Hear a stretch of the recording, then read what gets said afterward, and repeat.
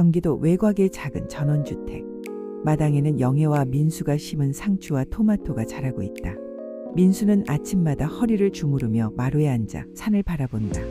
여기 와서 참 좋네. 조용하고. 영애는 웃으며 된장찌개를 끓인다. 하지만 그녀의 눈에는 알 수 없는 불안이 어려 있다. 이들이 이곳으로 이사 온 지 2년.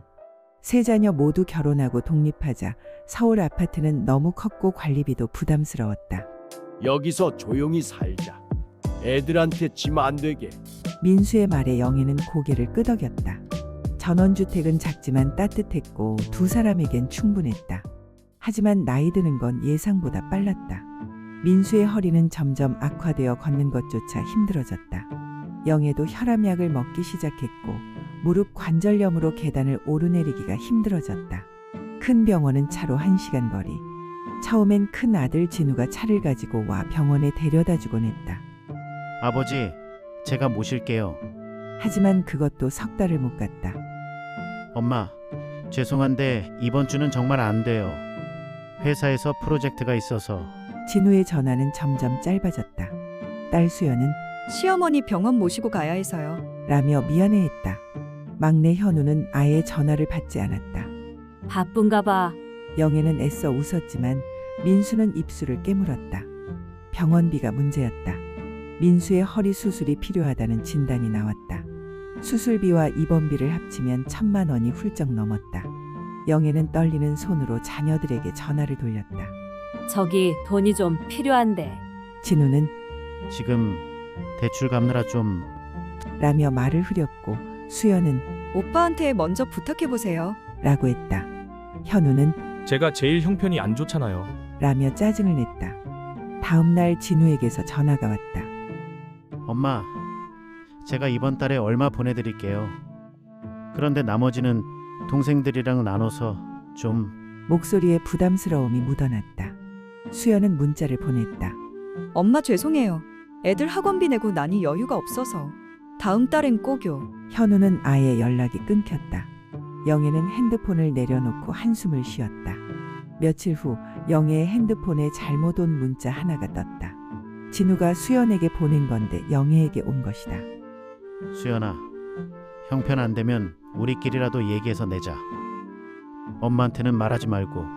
영애는 화면을 물끄러미 바라봤다. 자식들이 자기들끼리 힘들어하고 있구나. 핸드폰을 끄며 그녀는 조용히 눈물을 닦았다. 당신, 우리끼리 해결합시다. 민수는 고개를 떨구었다. 평생 자식들 뒷바라지만 하며 살았는데 이제 와서 짐이 되고 싶지 않았다. 영애는 전원주택을 담보로 은행에서 대출을 받기로 결심했다. 은행 상담원은 부모님, 자녀분들한테 연락은 해보셨어요? 영애는 고개를 저었다. 우리끼리 할 거예요. 상담원은 안타까운 표정을 지으며 서류를 건넸다. 조심히 쓰세요. 이 집이 마지막 보금자리잖아요. 대출금을 받아 민수는 수술 날짜를 잡았다. 영애는 큰 캐리어를 꺼내 한 달치 옷가지와 속옷, 세면 도구를 차곡차곡 챙겼다. 마치 여행 가는 것처럼. 진우에게 전화를 걸었다. 아빠랑 나 제주도 한 달 살기 갈 거야. 요즘 유행이잖아. 아, 그래요?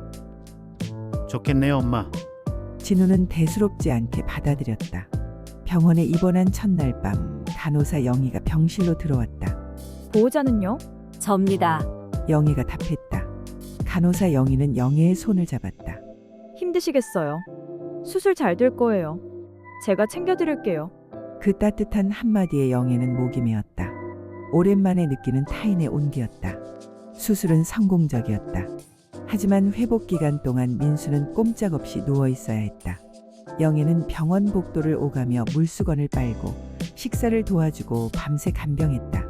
간호사 영희가 물었다. 어머니 혼자 하시기 힘드시죠? 간병인 쓰세요. 돈이 아까워서요. 영희는 웃었다. 어느 날 간호사 영희는 영애가 병원 1층 로비에서 피아노를 치는 걸 목격했다. 쇼팽의 녹턴. 그 연주는 놀라울 만큼 섬세하고 감정적이었다. 어머니 피아노 전공하셨어요? 영애는 고개를 저었다. 옛날에 좀 쳤어요. 음대 가고 싶었는데 집안 형편이 안 돼서 포기했죠. 영애는 20대 초반 피아니스트를 꿈꿨다. 하지만 가난한 집안의 장녀로 태어나 동생들 학비를 벌어야 했다. 결혼 후에는 남편과 자녀를 위해 평생을 헌신했다. 피아노는 그녀의 유일한 위안이었지만 전원주택엔 피아노를 드릴 공간도 여력도 없었다. 그래도 괜찮아요. 살아온 게 후회는 안 돼요. 영애의 눈빛은 담담했다. 한 달 후 퇴원. 민수는 걷지 못하고 휠체어에 의지했다. 물리치료를 받아야 했지만 병원까지 데려다 줄 사람이 없었다. 영애는 남편을 부축해 차에 태우고 직접 운전해 병원을 오갔다.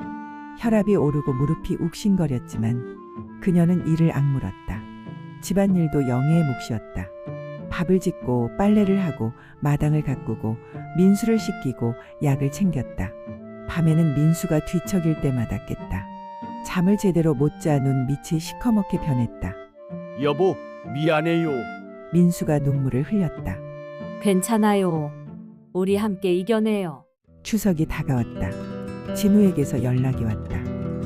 엄마, 이번 추석은 집에 갈게요. 오랜만에 얼굴 좀 봐야죠. 영애는 기뻤지만 동시에 불안했다. 집안 상태를 보면 뭐라고 할까? 민수의 상태를 알면 미안해할까? 아니면 짐스러워할까? 추석 아침, 진우는 아내와 아이들을 데리고 전원주택에 도착했다. 문을 열고 들어서자 집안은 예상보다 초라했다. 부엌엔 낡은 냄비와 반찬통이 몇 개뿐. 거실엔 병원 영수증이 쌓여 있었다. 그리고 침대에 누워있는 아버지. 아버지, 진우는 깜짝 놀라 침대로 달려갔다. 왜 이렇게 되셨어요? 무슨 일이에요? 영애는 조용히 말했다. 3달 전에 제주도 여행 간다고 했잖아. 진우는 멍했다. 캐리어를 끌고 병원에 간 부모님. 한 달 동안 단둘이 버텨낸 수술과 회복. 그 모든 게 침묵 속에서 이루어졌다는 사실에 가슴이 무너졌다. 왜 말씀 안 하셨어요? 진우의 목소리가 떨렸다. 너희들 바쁘잖아. 짐 되기 싫었어. 민수가 나지막이 말했다. 진우는 고개를 숙였다. 서로를 탓하고 병원비를 미루던 자신들. 부모님은 그 모든 걸 알고 있었다. 그리고 조용히 혼자 해결했다. 진우는 엄마의 손을 잡았다. 거칠고 갈라진 손. 평생 가족을 위해 일한 손. 엄마, 죄송해요. 제가 잘못했어요. 영애는 고개를 저었다. 아니야. 엄마는 괜찮아. 우리 둘이 함께니까 괜찮아. 그 말에 진우는 울음을 터뜨렸다. 부모님의 강인함 앞에서 자신은 너무도 나약했다. 진우는 그날 이후 매주 찾아와 아버지를 물리치료에 데려다주고 집안 수리를 도왔다. 수연과 현우도 뒤늦게 찾아와 죄송하다며 용돈을 챙겼다. 하지만 영애와 민수는 그 돈을 대부분 돌려보냈다. 너희들도 살기 바빠. 우리는 우리끼리 할 수 있어. 민수는 재활치료 끝에 지팡이를 짚고 걸을 수 있게 되었다. 영애는 마을 복지관에서 시니어 피아노 교실 강사로 자원봉사를 시작했다. 6, 70대 어르신들이 그녀의 연주를 듣고 박수를 쳤다. 선생님 손은 마법 같아요. 영애는 처음으로 자신의 재능이 누군가에게 기쁨을 준다는 걸 느꼈다. 어느 저녁 민수와 영애는 마루에 나란히 앉아 석양을 바라봤다. 여보, 우리 잘 살았죠? 그럼요. 당신 만나서 행복했어요. 영애가 웃었다. 자식들이 찾아오지 않던 시간 그들은 서로에게 더 깊이 의지하는 법을 배웠다. 혼자가 아니라 둘이었기에 버틸 수 있었다. 1년 후 영애는 복지관 피아노 발표회 무대에 섰다. 관객석엔 민수와 세 자녀, 손주들이 앉아 있었다. 영애의 손가락이 건반 위를 춤추듯 움직였다. 쇼팽의 녹턴. 그 선율은 슬프면서도 아름다웠다. 상실과 회한 그리고 그 모든 걸 이겨낸 강인함이 담겨 있었다. 연주가 끝나자 관객들이 기립박수를 쳤다. 민수는 눈물을 닦았다. 아내가 평생 꿈꿨던 무대. 비록 늦었지만 그녀는 해냈다. 진우는 엄마에게 꽃다발을 건넸다. 엄마, 정말 멋있어요.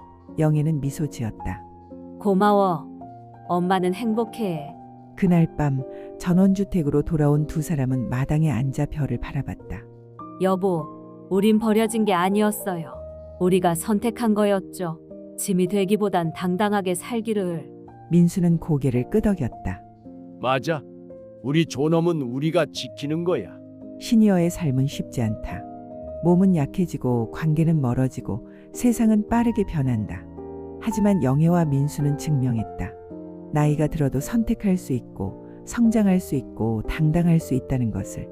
그들의 이야기는 조용하지만 강렬했다. 혼자서도 괜찮다. 아니, 함께라면 더 괜찮다. 당신은 생각보다 훨씬 강합니다. 평생 가족을 위해 살아왔지만 이제는 당신 자신을 위해 살아도 됩니다. 나이가 들었다고 해서 꿈을 포기할 필요 없고 누군가에게 짐이 될까 두려워할 필요도 없습니다. 당신 곁에는 함께 버텨온 사람이 있고 당신 안에는 아직 피어나지 못한 재능과 용기가 있습니다. 오늘도 당신은 충분히 가치 있고 존엄합니다.